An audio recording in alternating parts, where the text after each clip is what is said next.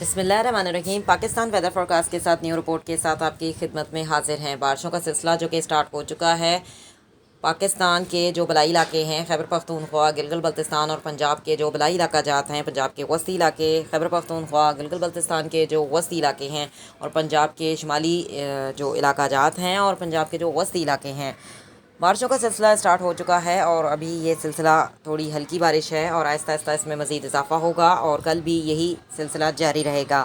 پہاڑوں پر برف باری ہوگی اور جو نیو سسٹم بن رہا ہے ایک اور، وہ 8 فروری کو ملک میں داخل ہوگا، جس سے ملک کے بلائی علاقوں میں بارشیں ہوں گی۔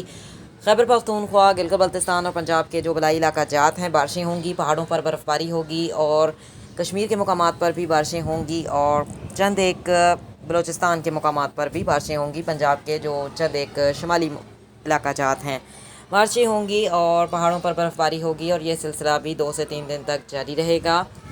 اور اگر ہم بات کرتے ہیں سندھ کے لحاظ سے، تو سندھ میں تو بارش کا کوئی امکان نہیں ہے، کراچی کے اندر بھی بارش کا کوئی امکان نہیں ہے۔ کراچی میں ٹھنڈی ہوائیں چل رہی ہیں آج پھر، اور جو ہے وہ کبھی بادل آ جاتے ہیں، کبھی دھوپ نکل آتی ہے، لیکن بارش کا کوئی امکان نہیں ہے۔